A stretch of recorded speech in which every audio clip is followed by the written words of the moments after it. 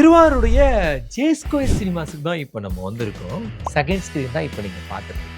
47 ஃபீட்டுக்கு 21 feet one of the biggest screen. இதோட டெக்னாலஜியை பற்றி கேட்டிங்கன்னா கண்டிப்பாக ஷாக் ஆகிடுவீங்க.